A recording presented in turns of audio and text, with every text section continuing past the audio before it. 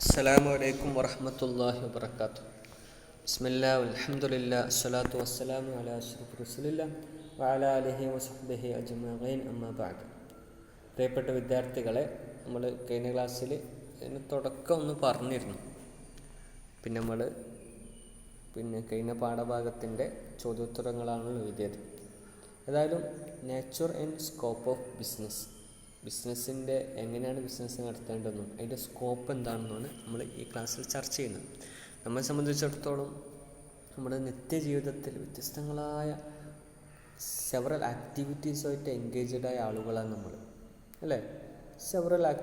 ഒരുപാട് ആക്ടിവിറ്റീസുകൾ ചെയ്യുന്നുണ്ടല്ലോ നമ്മൾ ഒരുപാട് ആക്ടിവിറ്റീസ് ചെയ്തുകൊണ്ടിരിക്കുന്നു. അപ്പോൾ അതിൻ്റെ നമ്മൾ ഈ പാഠഭാഗം പഠിച്ചു കഴിഞ്ഞാൽ നമുക്ക് എന്തൊക്കെ കിട്ടും നമ്മൾ കഴിഞ്ഞ ക്ലാസ് പറഞ്ഞിട്ടുണ്ട്. അത് നമുക്കിനി നേരെ പാഠഭാഗത്തിലേക്ക് കടക്കാം എന്നാണ് തോന്നുന്നത്. ഹ്യൂമൻ ആക്ടിവിറ്റീസ് എടുത്തു കഴിഞ്ഞാൽ അല്ലേ, നമ്മൾ നേരത്തെ സൂചിപ്പിച്ചതുപോലെ ഒരാക്ടിവിറ്റി അല്ലെങ്കിൽ മറ്റൊരു ആക്ടിവിറ്റി നമ്മളെപ്പോൾ നിരന്തരം ആക്ടിവിറ്റികൾ ചെയ്തുകൊണ്ടിരിക്കുക. ചിലപ്പം കൃഷി ചെയ്യുന്നുണ്ടാവും, ചിലപ്പോൾ പഠിക്കുന്നുണ്ടാവും, ചിലപ്പം പുസ്തകങ്ങൾ വായിക്കുക, അങ്ങനെ വ്യത്യസ്തങ്ങളായ ആക്ടിവിറ്റികൾ. അപ്പോൾ ഇതൊക്കെ എങ്ങനെ നമുക്ക് ഈ ആക്ടിവിറ്റികളൊക്കെ നമ്മൾ എടുത്തു കഴിഞ്ഞാൽ ഇതിൽ ചിലപ്പം എന്തെങ്കിലും പൈസ സമ്പാദിക്കേണ്ട ടു ഏൺ മണി സമ്പാദിക്കേണ്ട ആക്ടിവിറ്റീസുകളുണ്ടാവും. നമുക്ക് അതുകൊണ്ട് നമ്മൾ എന്തെങ്കിലും ആക്ടിവിറ്റി ചെയ്ത് കഴിഞ്ഞാൽ നമുക്ക് പണം സമ്പാദിക്കാൻ പറ്റുന്നു. അതിനെ സംബന്ധിച്ചിടത്തോളം അങ്ങനെയുള്ള ആക്ടിവിറ്റികൾ നമ്മൾ എന്താണ് പറയുന്നത്? എക്കണോമിക് ആക്ടിവിറ്റീസ് എന്ന് പറയും. അപ്പോൾ നമ്മൾ പറഞ്ഞു വരുന്നത് നമുക്ക് പൈസ സമ്പാദിക്കാൻ പറ്റുന്ന സഹായകമാകുന്ന ആക്ടിവിറ്റീസിന് എക്കണോമിക് ആക്ടിവിറ്റീസ് എന്ന് പറയും. ഇനി അല്ലാത്തതോ നോൺ എക്കണോമിക് ആക്ടിവിറ്റീസ് എന്നതിനെ പറ്റി പറയാം. പറഞ്ഞിട്ടുണ്ട് നമുക്ക് അതിനകത്ത്. അതായത് നമ്മൾ വീടുകളിൽ നമ്മുടെ ഉമ്മമാർ അല്ലെങ്കിൽ നമ്മുടെ പെങ്ങന്മാരൊക്കെ സഹോദരിമാർ അവർ ഭക്ഷണം ഉണ്ടാക്കുന്ന അവരെന്തെങ്കിലും പൈസ സമ്പാദിക്കാനൊന്നല്ല. അതപ്പോൾ നോൺ എക്കണോമിക് ആക്ടിവിറ്റീസാണ്. പക്ഷെ അതേ സാധനം തന്നെ ഒരു ഹോട്ടലിൽ പാകം ചെയ്യുന്ന ഹോട്ടലിൽ ചെയ്യുമ്പോൾ അതാണ് ഏൺ ചെയ്യാനാണ് പൈസ അപ്പോൾ ഇതന്നെ ആക്ടിവിറ്റീസ് ചിലപ്പോൾ ഒന്നായിരിക്കും. പക്ഷേ ഈ ആക്ടിവിറ്റീസ് നമ്മുടെ സന്ദർഭ സാഹചര്യം അല്ലെങ്കിൽ സ്ഥലങ്ങൾക്കനുസരിച്ച് എന്ത് ചെയ്യും, അത് വ്യത്യാസപ്പെടും. ചിലപ്പോൾ അത് എക്കണോമിക് ആക്ടിവിറ്റീസ് ആവും, ചിലപ്പോൾ അത് നോൺ എക്കണോമിക് ആക്ടിവിറ്റീസ് ആവും. ഇപ്പം തന്നെ ചിലപ്പം വീടുകളിൽ കുടുംബശ്രീൻ്റെയോ അല്ലെങ്കിൽ മറ്റു ചിലപ്പോൾ പലഹാരം ഇതൊക്കെ നടത്തുന്നവരുണ്ടാവും, യൂണിറ്റുകളൊക്കെ. അപ്പം അങ്ങനെ നടത്തുന്നവരുണ്ടെങ്കിൽ അവിടെ എന്തായിരിക്കും അത് ആ വീടുകളിൽ വീട്ടുകാർക്ക് ഉണ്ടാക്കി കൊടുക്കുന്നത് നോൺ എക്കണോമിക് ആണെങ്കിൽ പുറത്തേക്ക് വിൽക്കാനുണ്ടാക്കുന്നതോ എക്കണോമിക് ആക്ടിവിറ്റീസായി മാറും. അപ്പോൾ അതിന് പറഞ്ഞു വരുന്നത്, അതായത് ഏതായാലും അവിടെ എയിം അല്ലെങ്കിൽ ഒബ്ജക്റ്റീവ് എന്തായാലും ടു ഏൺ മണി ആണെങ്കിൽ അത് എക്കണോമിക് ആക്ടിവിറ്റീസും അല്ലാത്തതൊക്കെ നോൺ എക്കണോമിക് ആക്ടിവിറ്റീസും ആയിരിക്കും. ഇതിൻ്റെ വ്യത്യസ്തങ്ങളായ ക്ലാസിഫിക്കേഷൻസാണ് നമ്മൾ പറയുന്നത്. എക്കണോമിക് ആക്ടിവിറ്റീസ് നമുക്ക് ഏതൊക്കെ ക്ലാസിഫിക്കേഷൻ നടത്താൻ വേണ്ടി പറ്റും, ക്ലാസിഫൈ ചെയ്യാൻ വേണ്ടി പറ്റും. ഉദാഹരണത്തിന് നമ്മൾ ഡെയിലി എന്ത് ചെയ്യുന്നുണ്ടാവും അതിൽ പറയുന്നത്, you know how to stitch clothes and one day you stitch a shirt for your friend and he pays some money to you. Of course this is an economic activity as you have some monetary gain but it is a one shot affair. അതായത് ഇതെന്ന് പറഞ്ഞു കഴിഞ്ഞാൽ ഇപ്പോൾ എൻ്റെ വീട്ടിൽ tailoring machine ഉണ്ട്. അപ്പോൾ എൻ്റെ ഒരു സുഹൃത്ത് ഒന്ന് അതിൻ്റെ എന്തെങ്കിലും കീശ കയറിപ്പോയി, അപ്പോൾ അതൊന്ന് ശരിയാക്കണം എന്ന് പറഞ്ഞിട്ട് കൊണ്ടു തന്നു. അപ്പോൾ ഞാൻ ജസ്റ്റ് ഒന്ന് സ്റ്റിച്ച് ചെയ്ത് കൊടുത്തു. അവൻ എനിക്കൊരു പൈസ തന്നു, ഒരു 10 രൂപ അന്നേരം ഞാൻ സ്വീകരിച്ചു, അല്ലെങ്കിൽ വേറെ എന്തെങ്കിലും. അപ്പോൾ ഞാൻ സ്വീകരിച്ചു. അപ്പോൾ ഈ പൈസ എന്ന് പറഞ്ഞു കഴിഞ്ഞാൽ അതൊരു പ്രൊഫഷനായിട്ട് കാണുന്നില്ലല്ലോ, ഒരു പ്രൊഫഷനാണ് അല്ലല്ലോ. അയാൾ പറഞ്ഞു തരും, അവർക്കൊരു സഹായിച്ചു, അപ്പോൾ അതിനെന്തെങ്കിലും പൈസ തന്നു, അത് ഞാൻ സ്വീകരിച്ചു. അപ്പോൾ ഇത് ഒരു പ്രൊഫഷൻ അല്ലെങ്കിലും നമ്മൾ ചെയ്യുന്ന നമ്മുടെ ഇതുമായി ബന്ധപ്പെട്ട് തന്നെയാണ്, എക്കണോമിക് ആക്ടിവിറ്റി തന്നെയാണ്. കാരണം അതിൽ നമുക്ക് പൈസ സമ്പാദിക്കാൻ പറ്റിയെന്നുള്ളത് ഇത്തരത്തിൽ. അപ്പോൾ ഇത് ഒരു പ്രൊഫഷനിലേക്ക് വരുന്നില്ലെങ്കിലും നമ്മുടെ പൈസ സമ്പാദിക്കാനുള്ള ഒരു ആക്ടിവിറ്റി ആയിട്ട് ഇത് മാറുന്നുണ്ടല്ലോ. അതായത് പറഞ്ഞു വരുന്നത് പ്രൊഫഷൻ അല്ല, മറിച്ചൊരു ഷോർട്ട് അഫെയർ മാത്രം. But if you start stitching shirts on a continuous basis and charge money for that, you are said to be engaged in some continuous or regular economic activity. It may be noted that by getting themselves engaged regularly in a particular economic activity, people try to earn their livelihood. So the activities in which individuals engage themselves on a regular basis are the അതായത് ഇതിപ്പോൾ ഞാൻ പറഞ്ഞത് എന്നെ ഞാൻ വേറെന്തോ ജോലി ചെയ്യുന്ന പ്രൊഫഷനുള്ള ആളാണ്, പക്ഷെ കൊണ്ടുവന്ന് തന്നപ്പോൾ ഞാൻ ചെയ്തു കൊടുത്തു, അതിന് ഒരു പൈസ തന്നു, ഞാൻ സ്വീകരിച്ചു. ഇതെന്നുള്ളൊരു എക്കണോമിക് ആക്ടിവിറ്റിയാണ്. പക്ഷെ ഇത് ഞാൻ നിരന്തരം പിന്നെ ഞാൻ ഒരു ബിസിനസ് അവിടെ തുടങ്ങി, സ്റ്റിച്ചിങ്. ഇതന്നെ ഒരു കടയൊക്കെ ഇട്ടിട്ട് അപ്പോൾ നിരന്തരം ആളുകൾ വരാൻ തുടങ്ങി. ഞാൻ എല്ലാവർക്കും സ്റ്റിച്ച് ചെയ്ത് കൊടുക്കുന്നു, ടൈലറിങ്. അപ്പോൾ ഇതൊരു ഓക്കുപ്പേഷനായി മാറി. എൻ്റെ ഒരു ജോലി തന്നെ ഇതായിട്ട് മാറി.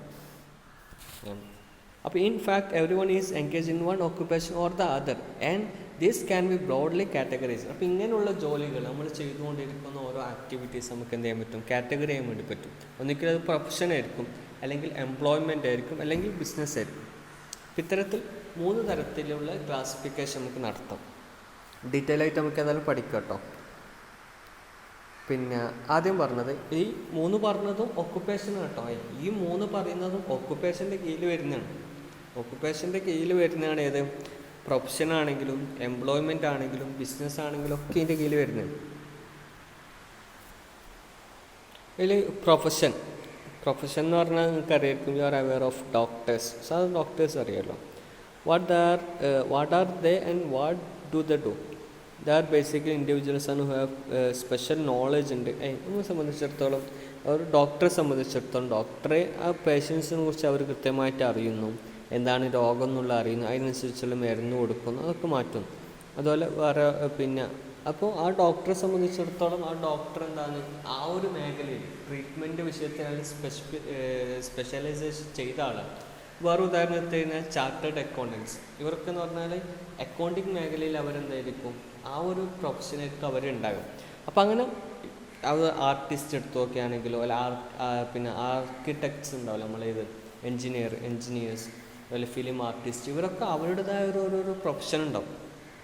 അപ്പോൾ ഇതിനെ പറയുന്നതാണ് പ്രൊഫഷൻ എന്ന് പറഞ്ഞു കഴിഞ്ഞാൽ. ഡോക്ടേഴ്സ് അവർ പഠിച്ചത് MBBS പഠിച്ചു, എന്നിട്ട് ആ ഡോക്ടേഴ്സ് എന്നുള്ള ആ ജോലി ചെയ്യുന്നുണ്ടെങ്കിൽ അത് അവരുടെ പ്രൊഫഷനാണ്. അവർ സ്പെസിഫൈ ചെയ്ത ആ ഒരു മേഖലയിൽ അവർ ജോലി ചെയ്യുന്നു എന്നുള്ള ഒരു പ്രൊഫഷനാണ്. അതിന് പ്രൊഫഷൻ എന്ന് പറയും. ഇനി അത് നോക്കിയാൽ ഒന്നുകൂടി സമ്മറൈസ് ചെയ്ത് നമുക്ക് പറയാൻ വേണ്ടി പറ്റും. പ്രൊഫഷൻ എന്ന് പറഞ്ഞു കഴിഞ്ഞാൽ is an occupation for which individual has to acquire a special knowledge and skill. Profession ആണെങ്കിൽ, അതായത് നമ്മൾ പറയില്ലേ പ്രൊഫഷണലാണ് ആൾ. പ്രൊഫഷണൽ ആകുന്നത് എങ്ങനെയാണ്, അയാൾ ആ ജോലി ചെയ്യുന്ന ജോലിയിൽ അയാൾക്ക് എന്തുണ്ട്, സ്പെസിഫിക് നോളജ് ഉണ്ടെങ്കിൽ, അയാൾക്ക് ആവശ്യത്തിൽ സ്പെസിഫിക് നോളജ് ഉണ്ടെങ്കിൽ മാത്രമേ അയാളെ പറ്റി നമുക്ക് എന്ത് പറയാൻ പറ്റും, അയാൾ പ്രൊഫഷണലാണ്, അയാളൊരു പ്രൊഫഷണലാണെന്ന് പറയാൻ പറ്റും. എന്ത് വേണം, സ്പെഷ്യൽ നോളജ് വേണം. The money the get for providing such a service is usually known as fee. അപ്പോൾ അവർ ചെയ്യുന്ന ആ സർവീസിന് അവർ ഈടാക്കുന്നതിന് ഫീ എന്ന് പറയാം അല്ലേ. അതിന് അവർ ഈടാക്കുന്നതിന് എന്ത് പറയും, ഫീ. മെഡിക്കൽ ഫീ അല്ലെങ്കിൽ ഡോക്ടർ ഫീ എന്ന് നമ്മൾ പറയും. ഡോക്ടറിന് ഫീസ് കൊടുക്കണമെന്ന് പറയും. എന്തുകൊണ്ടാണ് ഫീസ് അവിടെ കൊടുക്കുന്നത്, കാരണം അയാളൊരു പ്രൊഫഷണലാണ്, അയാൾ ആ പഠിച്ച ആ ഒരു മേഖലയാണ്, ആ ഒരു ഇതിലാണ് അയാൾ ജോലി ചെയ്യുന്നത്. ഇപ്പോൾ most of the professionals are regulated by a professional body which frames the code of conduct to be followed by member professionals. For example, chartered accountants in India are regulated by the professional body Institute of Chartered. അത് ഇങ്ങനെയുള്ള ഈ പ്രൊഫഷണൽസിനെ സംബന്ധിച്ചിടത്തോളം അവർക്കൊരു body തന്നെ ഉണ്ടാവും. പിന്നെ അവരെ നിയന്ത്രിക്കാൻ റെഗുലേറ്റ് ചെയ്യാനുള്ള ബോഡികളുണ്ടാവും. നമ്മൾ ഡോക്ടേഴ്സ് ആണെങ്കിൽ ഡോക്ടേഴ്സ് യൂണിയൻ അല്ലെങ്കിൽ ഡോക്ടേഴ്സിനെ നിയന്ത്രിക്കാനുള്ള ഇതൊക്കെ ഉണ്ടാവും. അത് ചാർട്ടേഡ് അക്കൗണ്ടൻസിൻ്റെ ഉദാഹരണം അവിടെ കൊടുക്കുന്നുണ്ടല്ലോ. അതുപോലെ ക്രിക്കറ്റേഴ്സിനെ സംബന്ധിച്ചിടത്തോളം ആണെങ്കിൽ ICC അല്ലെ ക്രിക്കറ്റേഴ്സിനെ റെഗുലേറ്റ് നിയന്ത്രിക്കുന്നു. അപ്പോൾ ഇത്തരത്തിൽ പ്രൊഫഷണൽസിന് എന്ത് ചെയ്യും, അവരെ നിയന്ത്രിക്കാനും അവരെ ആ ഇതിലിങ്ങനെ കൊണ്ടുപോകാൻ വേണ്ടിയിട്ടും, കാരണം ഇവർ ഫീസിൻ്റെ കാര്യത്തിൽ അതിലൊക്കെ ഒരു നിയന്ത്രണങ്ങളുണ്ടാവും. Professionals acquire the specialised knowledge mostly from colleges. അവർക്ക് എങ്ങനെയാണ് ഈ പ്രൊഫഷണൽസിന് എന്ത് കിട്ടുന്നത്, നോളേജ് കിട്ടുന്നത് എങ്ങനെയാണ്, കോളേജിലോ യൂണിവേഴ്സിറ്റിയിലോ അല്ലെങ്കിൽ സ്പെഷ്യലൈസ്ഡ് ആയിട്ടുള്ള ഇൻസ്റ്റിറ്റ്യൂട്ട്സിൽ പഠിക്കുന്നതായിരിക്കും അവർ. അതിൽ കുറച്ച് ഉദാഹരണങ്ങൾ കൊടുക്കുന്നുണ്ട്. ഓക്കെ, ചില ഇതിൽ കിട്ടണമെങ്കിൽ ഉദാഹരണം പറഞ്ഞു കഴിഞ്ഞാൽ ഡാൻസേഴ്സ്, മ്യൂസീഷ്യൻസ്. ഈ ഡാൻസേഴ്സ് മ്യൂസീഷ്യൻസ് എന്ന് പറഞ്ഞാൽ അതിൻ്റെ ഉള്ള ട്രെയിൻഡായ ആൾ കോച്ചിങ് ഉണ്ടാവും. അതിൽ തന്നെ പോയിട്ട് പഠിച്ചാലേ അതിനുള്ള പ്രൊഫഷണൽ ഇതാവും. അല്ലാണ്ട് സാധാരണ യൂട്യൂബ് ഇതൊക്കെ കണ്ടിട്ടുള്ള ചിലപ്പോൾ ഇതുണ്ടാവും, പഠനമൊക്കെ ആണെങ്കിൽ അതിനത്ര ചിലപ്പോൾ പ്രൊഫഷണാലിസം കിട്ടണമെന്നില്ല. Professionals usually work on their own and get a fee for their service and termed as those in practice. However, some of them may work in organizations as employees or consultants. അതായത് ചിലപ്പോൾ ഒരു ജോലി ചെയ്യുന്നുണ്ട് ആ ഒരു സ്ഥാപനത്തിൽ, ആ സ്ഥാപനത്തിൻ്റെ എംപ്ലോയി എന്ന് പറഞ്ഞിട്ടായിരിക്കും, അല്ലെങ്കിൽ കൺസൾട്ടൻസ് എന്ന് പറഞ്ഞിട്ടായിരിക്കും. അതായത് നമ്മൾ സാധാരണ പറയുന്നുണ്ട് ഡോക്ടേഴ്സിന് കൺസൾട്ടിങ് ഫീ എന്ന് പറയുന്നുണ്ട്, അതിൽ വന്ന് നോക്കണമെങ്കിലുള്ള കൺസൾട്ടിങ് ഫീ ഒക്കെ. Primary objective of every profession is to provide service. Though they may charge a fee, they should not exploit the people using their knowledge and expertise. അത് ഭയങ്കര വലിയ വിഷയമാണ്. ഇവർക്ക് ഈ വിഷയത്തിൽ ഭയങ്കര എക്സ്പെർട്ടൈസ്, വല്ല സ്പെഷ്യലൈസ്ഡ് നോളജ് ഉണ്ടെന്ന് വിചാരിച്ചിട്ട് ജനങ്ങളെ ചൂഷണം ചെയ്യാൻ വേണ്ടി പറ്റൂല. ഒരു കൃത്യമായിട്ടുള്ള അല്ലെങ്കിൽ പിന്നെ ആളുകൾക്ക് താങ്ങാവുന്ന രീതിയിലുള്ള ഫീ അതിന് ഈടാക്കാൻ വേണ്ടി പറ്റും. സംഭവമാണ് എന്ന് വിചാരിച്ചിട്ട് ഒരുപാട് ഫീകൾ വാങ്ങിയിട്ട് എന്ത് ചെയ്ത് ഫീസുകൾ വാങ്ങിയിട്ട് ആളുകളെ എക്സ്പ്ലോയിറ്റ് ചെയ്യാൻ വേണ്ടി പറ്റൂല, അങ്ങനെ ചെയ്യാൻ വേണ്ടി പറ്റൂല. അപ്പോൾ അതാണ് നേരത്തെ പറഞ്ഞത്, അതിന് റെഗുലേറ്റ് ചെയ്യാൻ ആളുകളുണ്ടാവും. അപ്പോൾ ഇതാണ് പറഞ്ഞത്. അപ്പം ഈ പ്രൊഫഷണൽസിൻ്റെ വിഷയത്തിൽ നമുക്ക് ഇത്ര പറയാനുള്ളത്. പ്രൊഫഷൻ എന്ന് പറഞ്ഞു കഴിഞ്ഞാൽ ഒരാൾ പിന്നെ പ്രൊഫഷണലാണ് എന്ന് പറയണമെങ്കിൽ, ഇപ്പോൾ നമ്മൾ ഡിസൈൻ ചെയ്യുന്ന കുറേ ആളുകളുണ്ടല്ലോ നമ്മളിൽ, അപ്പോൾ അയാൾ ഒരു പ്രൊഫഷണൽ ഡിസൈനർ എന്ന് പറയണമെങ്കിൽ അയാൾക്ക് അതിനെപ്പറ്റി എന്ത് വേണം, ഒരു പരിജ്ഞാനം വേണം ആ വിഷയത്തിൽ, ഡിസൈനിങ് മേഖലയിൽ. അല്ലെങ്കിൽ എല്ലാവരും കണ്ട ആളുകളൊക്കെ പിന്നെ ചില ആപ്പുകൾ അതൊക്കെ ഉപയോഗിച്ചിട്ടൊക്കെ അവരെന്ത് ചെയ്യുന്നു, ഡിസൈൻ ചെയ്ത് വരുന്നുണ്ടെങ്കിൽ ചിലപ്പോൾ പ്രൊഫഷണൽ ടച്ച് അതിന് വരണമെന്നില്ല. ഇനി എംപ്ലോയ്മെൻറ്റ്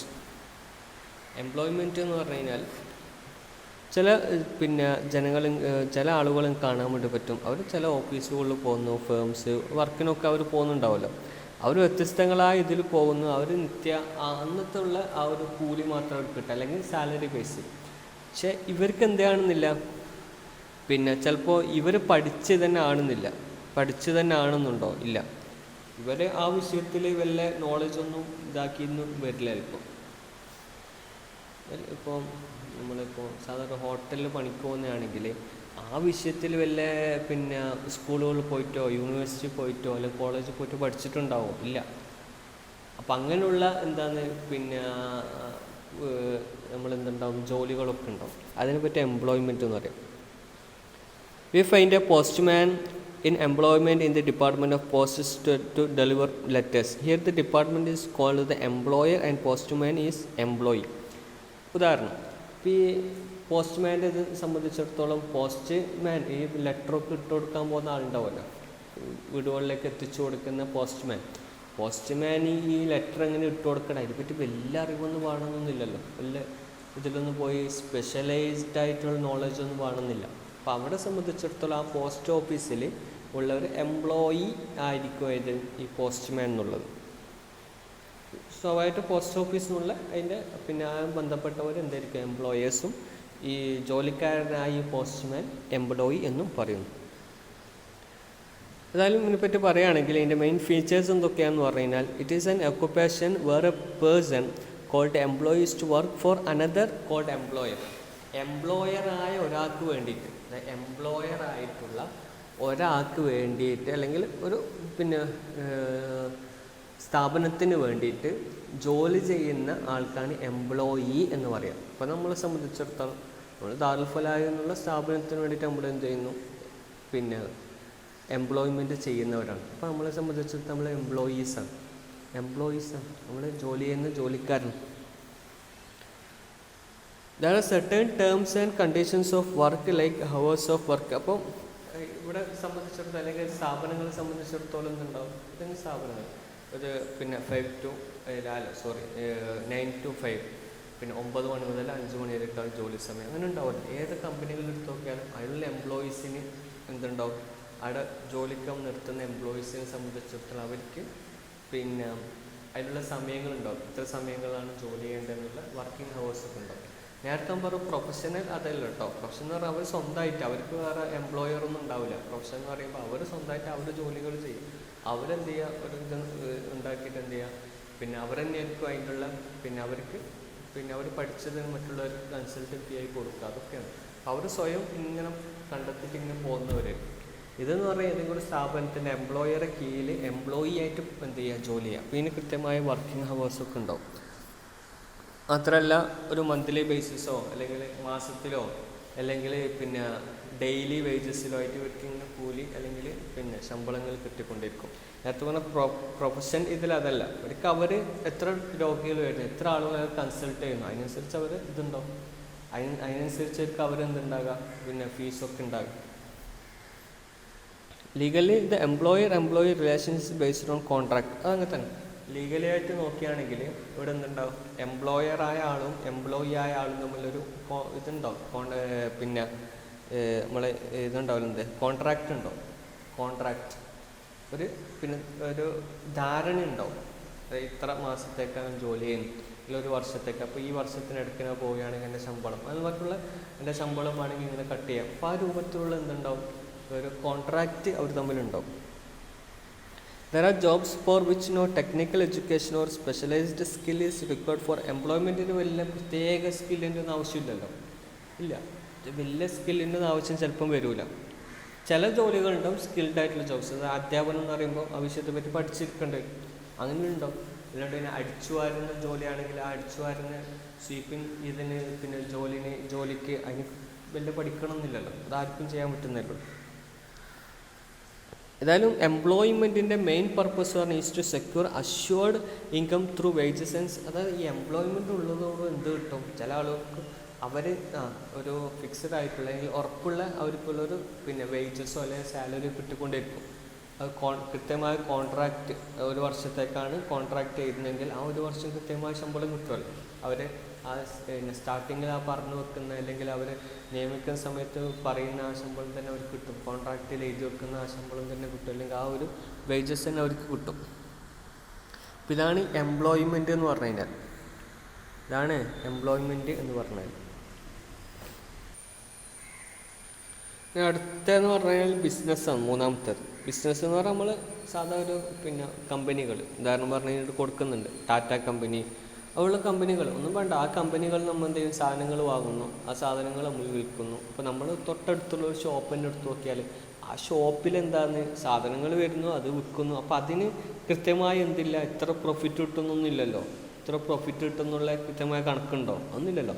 സാധനം വിൽക്കുന്നു, വാങ്ങുന്നു, അതിന് പോകുന്നതിനനുസരിച്ചുള്ള ചിലവും വരുമാനമൊക്കെ റവന്യൂ ഒക്കെ കഴിച്ചിട്ടുള്ള പ്രോഫിറ്റൊക്കെയാണ് കിട്ടുക. അതിപ്പോൾ നിശ്ചിത ഇതാണെന്നുള്ള നമുക്ക് പറയാൻ വേണ്ടി പറ്റില്ല. അതിങ്ങനെ മാറിക്കൊണ്ടേയിരിക്കും. നേരത്തെ എംപ്ലോയ്മെൻറ്റിൽ എംപ്ലോയിക്ക് എന്തുണ്ടാവും, കൃത്യമായ ഇതുണ്ടാവും, സാലറികളും വേജൊക്കെ ഉണ്ടാവും. പക്ഷെ ഇതിലെന്തില്ല, ഒരു ബിസിനസ് നടത്തുമ്പോൾ ആ ബിസിനസ്സിൽ ഇത്ര പ്രോഫിറ്റ് കിട്ടാമെന്ന് കണക്കൊന്നും ഉണ്ടാവില്ലല്ലോ. അതിന് മാറിക്കൊണ്ടേയിരിക്കും. അതാണ് ഈ ബിസിനസ്സിൻ്റെ വ്യത്യാസം. അതാണ് പിന്നെ അവിടെ ഇങ്ങനെ പറയുന്നത് കേട്ടോ. കുറേ ഉദാഹരണങ്ങൾ പറയുന്നുണ്ട്, അത് നിങ്ങളൊന്ന് വായിച്ചു നോക്കാം. ഒരു ഉദാഹരണം ഒരു shopkeeper nearby, what does you do? ഈ ബേസ് പ്രൊഡക്ട്സ് വാങ്ങുന്നു, ബൾക്കായിട്ട് വാങ്ങുന്നു, അതിന് ചെറിയ ചെറിയ ക്വാണ്ടിറ്റി ആയിട്ട് ഇങ്ങനെ വിൽക്കുന്നു. അപ്പോൾ ഈ വിൽക്കുമ്പോൾ അതിനനുസരിച്ചിട്ടുള്ള ബൾക്കായി കുറേ സാധനങ്ങൾ ബൾക്കായി വാങ്ങുമ്പോൾ പൈസ കുറച്ച് കിട്ടിയിട്ടുണ്ടാവും. അതിലിങ്ങനെ പിന്നെ ഉൾഗ്രാമങ്ങളിൽ അതിനെന്തെങ്കിലും കൊടുക്കുന്ന സമയത്ത് അതിനനുസരിച്ചിട്ടുള്ള പിന്നെ ലാഭങ്ങൾ കുറേ കിട്ടിക്കൊണ്ടിരിക്കും. അതത്രയാണ് ആ വിഷയത്തിൽ പറയാനുള്ളത്. We find people like mill owners ഉണ്ടാവും, ട്രാൻസ്പോർട്ടേഴ്സ് ഉണ്ടാവും, bankers, traders, tailors, taxi operators. ഇവരൊക്കെ ബിസിനസ് ഉണ്ട്. ബിസിനസ് എന്ന് പറഞ്ഞ സംഭവം അതാണ്. എന്തായാലും ബിസിനസ്സിൻ്റെ മെയിൻ ക്യാരക്ടറിസ്റ്റിക്സ്, സ്വഭാവ സവിശേഷതകൾ എന്തൊക്കെയാണെന്ന് പറഞ്ഞു കഴിഞ്ഞാൽ അതൊരു ഒക്കുപ്പേഷൻ തന്നെയാണ്. എവിടെ പിന്നെ വേറെ person is engaged in manufacturing or buying and selling of goods and service. The goods may be consumer goods or capital goods. Similar to service may be in the form of transportation, banking, insurance. ഇത് ഒരു തരത്തിൽ പറഞ്ഞാൽ ഇതൊരു occupation, ജോലിയാണ്. പക്ഷേ ഈ ജോലിയിൽ മെയിനായിട്ട് എന്തുണ്ടാകും, സാധനങ്ങൾ ഉണ്ടാക്കുന്നു, അത് കൊടുക്കുന്നു, അങ്ങനെയുള്ള അല്ലെങ്കിൽ സാധനങ്ങളായിരിക്കും. ചിലപ്പോൾ സർവീസുകളായിരിക്കും ഉണ്ടാകുക. ഉദാഹരണം പറഞ്ഞു കഴിഞ്ഞാൽ എന്തെങ്കിലും നമ്മളെ എന്താ പറയുക, സിസ്റ്റവുമായി ബന്ധപ്പെട്ട അല്ലെങ്കിൽ പിന്നെ IT പരമായി ബന്ധപ്പെട്ട ചിലപ്പോൾ അതിന് സാധനം ഹാർഡ്വെയർ ആയിട്ട് സാധനം നമുക്ക് കാണുന്നില്ല, സോഫ്റ്റ്വെയർസ് ആയിരിക്കും ഉണ്ടാകുക. അതിൻ്റെ സർവീസുകളായിട്ട് ചിലപ്പോൾ പ്രൊവൈഡ് ചെയ്യുന്നുണ്ടാകും. അങ്ങനെയൊക്കെ ഉണ്ടാവുമല്ലോ. The activities must be carried on regularly. A single transaction is usually not treated as business. ചെറിയ ട്രാൻസാക്ഷൻ നടത്തുന്നൊന്നും ബിസിനസ്സായി കണക്കൂട്ടില്ല കേട്ടോ. ഉദാഹരണത്തിന് പറഞ്ഞു കഴിഞ്ഞാൽ ഒരാൾ അവർ പഴയ കാർ ഒരു ലാഭത്തിന് വിറ്റു. പഴയ കാറുണ്ടെങ്കിൽ ലാഭത്തിന് വിറ്റു. അത് വിചാരിച്ചിട്ട് അയാൾ വലിയ ബിസിനസ് ചെയ്തു എന്നൊന്നും പറയുന്നില്ല. ഇത് റെഗുലറായിട്ട് അയാൾ ചെയ്യണം. അയാൾ ഇങ്ങനത്തെ ഒരു പണിയാണ്, പഴയ കാർ വാങ്ങിയിട്ട് അത് മോഡിഫൈ ചെയ്തിട്ട് പുതിയ വേറെ കൊടുക്കുക, അങ്ങനെയൊക്കെയുള്ള വർക്ക് ചെയ്യുന്നവരാണെങ്കിൽ അങ്ങനെ ബിസിനസ്, അതിനെ പറ്റും ബിസിനസ് ചെയ്യുന്ന ആളെന്ന് പറയാം. അല്ലാണ്ട് അയാളൊരു പഴയ കാർ അയാൾ വിറ്റെന്ന് വിചാരിച്ചിട്ട് അയാൾ വല്ല ബിസിനസ് മാനെന്ന് പറയാൻ വേണ്ടി പറ്റുമോ? ഇല്ല, പറയുന്ന സാധാ കാര്യം തന്നെ. ഏതായാലും ഇതിൻ്റെ സോൾ ഒബ്ജക്റ്റീവ് ഓഫ് ബിസിനസ്സിൻ്റെ സോൾ ഒബ്ജക്റ്റീവ്, ഏക ലക്ഷ്യം എന്തേ ഉള്ളൂ? എങ്ങനെയെങ്കിലും ടു ഏൺ പ്രോഫിറ്റ്, ലാഭം ഉണ്ടാക്കുക എന്നുള്ള മാത്രം. It is essential for the survival. ബിസിനസ്സിന് അത് തന്നെ വേണ്ടതും, ബിസിനസ് നിലനിൽക്കണമെങ്കിൽ ലാഭം തന്നെയല്ലേ വേണ്ടത്, വേറൊന്നുമല്ലല്ലോ. Every business requires some investment in cash. അപ്പോൾ ഏതൊരു ബിസിനസ്സിനെ സംബന്ധിച്ചിടത്തോളം ആദ്യം ചിലപ്പോൾ അതിന് ഇൻവെസ്റ്റ്മെൻറ്റ് വേണ്ടി വരും. ഒന്നുമില്ല, ക്യാപിറ്റൽ മണി വേണ്ടി വരും. ക്യാപിറ്റൽ മണി, പിന്നെ ചിലപ്പോൾ ചില ഇൻവെസ്റ്റ്മെൻറ്റ് വേണ്ടി വരും. ഇതൊക്കെ വേണ്ടി വരും, അല്ലാണ്ട് ഇതിന് ബിസിനസ് നടക്കില്ലല്ലോ. അതുമാത്രമല്ല, ഇതിൽ കിട്ടുന്ന ഏണിങ്സ്, പിന്നെ കിട്ടുന്ന നമ്മൾ ലാഭങ്ങൾ അല്ലെങ്കിൽ നമുക്ക് കിട്ടുന്ന നേട്ടങ്ങൾ അല്ലെങ്കിൽ സമ്പാദ്യങ്ങൾ എന്ന് പറഞ്ഞാൽ അത് അൺസർട്ടൈൻ, എപ്പോൾ സർട്ടൈൻ ആയിരിക്കില്ല. ചിലപ്പോൾ ചില സാഹചര്യങ്ങളിൽ ചിലപ്പോൾ വെള്ളപ്പൊക്കം ഉണ്ടായി നമ്മളെ ബിസിനസ് ചിലപ്പോൾ തകർന്നു പോയിന്ന് വരും ചിലപ്പോൾ, ഇല്ലേ? അല്ലെങ്കിൽ വേറെ എന്തെങ്കിലും പിന്നെ ഇത് വന്ന സമയത്ത് ഇപ്പോൾ കൊറോണൻ്റെ സാഹചര്യത്തിൽ പല ആളുകളുടെ ബിസിനസ് എന്തായിട്ടുണ്ട്, കുറച്ചൊരു ഡൗൺ ആയി പോകുന്നൊരു തോന്നുന്നുണ്ടാവും, ഡൗൺ ആയിട്ടുണ്ടാവും. അത് ചില സമയത്ത് എന്തുണ്ടാവും, നല്ല ഉഷാറായിട്ട് പോവുകയും ചെയ്യും. അപ്പം അങ്ങനെയൊക്കെ ഉണ്ടാവും. അപ്പോൾ അതൊരു പിന്നെ ഏതായാലും അൺസർട്ടൈൻ ആയിരിക്കും, എപ്പോൾ സർട്ടൈൻ ആയിരിക്കില്ല, അൺസർട്ടൈൻ ആയിരിക്കും. അപ്പോൾ ഇതാണ് നമ്മൾ ഈ ഓക്യുപ്പേഷൻ്റെ 3 ഇതാണ് പറഞ്ഞത്. ഒന്നെന്താണ് പ്രൊഫഷനാണ്, ഒന്ന് എംപ്ലോയ്മെൻ്റ് ആണ്, മറ്റേത് ബിസിനസ്സാണ്. ഈ 3ൻ്റെയും ഡെഫിനേഷൻ കൃത്യമായി പഠിക്കുക, ഇതിൻ്റെ ഉദാഹരണങ്ങളൊക്കെ എന്ത് ചെയ്യുക, മനസ്സിലാക്കാം. പിന്നെ അത് ഇതിൻ്റെ ഉദാഹരണങ്ങൾ ഇതൊക്കെ ചെയ്ത് എന്ത് ചെയ്യുക, പഠിച്ച് മനസ്സിലാക്കുക കൃത്യമായിക്കൊണ്ട്. ഏതായാലും നിങ്ങൾ ചെയ്യേണ്ടത് പിന്നെ കഴിഞ്ഞ ക്ലാസ്സിൻ്റെ നിങ്ങൾ ചോദ്യോത്തരങ്ങൾ എഴുതിന് അയച്ചു തന്നിട്ടുണ്ട്. അപ്പോൾ ഇൻഷാ അല്ലാഹ് അതിൻ്റെ മാർക്ക് CCയിൽ പരിഗണിക്കും. അതോടുകൂടി നിങ്ങൾ സിമ്പിളായിട്ട് ചെയ്യേണ്ട ഒരു പണി എന്ന് പറഞ്ഞാൽ, വർക്ക് എന്ന് പറഞ്ഞു കഴിഞ്ഞാൽ നമ്മൾ ഈ 3 ഇതും പറഞ്ഞല്ലോ, എംപ്ലോയ്മെൻറ്റ് പറഞ്ഞു, പ്രൊഫഷൻ പറഞ്ഞു, അതുപോലെ തന്നെ ബിസിനസ്സും പറഞ്ഞു. ഇതിൻ്റെ ഡെഫിനേഷൻ മലയാളത്തിൽ എഴുതിയിട്ട് അതിൻ്റെ ഒരു ഉദാഹരണ സഹിതമൊക്കെ എഴുതിയിട്ട് നാളെ വൈകുന്നേരത്തിന് മുമ്പായി കൊണ്ട് തന്നെ അയച്ചു തരാം. വളരെ സിമ്പിളായിട്ട് എഴുതിയാൽ മതി, കുറേ ഒന്നും എഴുതണ്ട. അപ്പോൾ ഇതും പരിഗണിക്കും. നിങ്ങൾ പിന്നെ വർക്ക്, അതായത് നമ്മൾ ഇത് എഴുതിയല്ലോ, ഇത് കഴിഞ്ഞ ക്ലാസ്സിന് ചോദ്യോത്തരങ്ങൾ, അപ്പോൾ അതിൻ്റെ കൂടി പരിഗണിച്ചുകൊണ്ട് പിന്നെ മാർക്കായിരിക്കും ഈ 2ാമത്തെ CC ഉണ്ടല്ലോ, അതിൽ മാർക്കിൽ രേഖപ്പെടുത്താം. അള്ളാഹു സ്വീകരിക്കട്ടെ. അള്ളാഹു നമ്മുടെ ക്ലാസ്സുകളൊക്കെ അള്ളാഹു നമ്മളിൽ നിന്ന് സ്വീകരിക്കട്ടെ. ഇതിൻ്റെയൊക്കെ പ്രതിഫലം നമുക്കും നമ്മൾ മരിച്ചു പോയവർക്കൊക്കെയും നമ്മുടെ വേണ്ടപ്പെട്ടവരോടൊക്കെയും ഖബർ ജീവിതത്തിലും അള്ളാഹു ബർസഖയ ജീവിതത്തിൽ പ്രകാശമാക്കി മാറ്റട്ടെ. ആമീൻ. വആഖിറു ദഅവാനാ അൽഹംദുലില്ലാഹി റബ്ബിൽ ആലമീൻ. അസ്സലാമു അലൈക്കും വറഹ്മത്തുള്ളാഹി വബറകാതുഹു.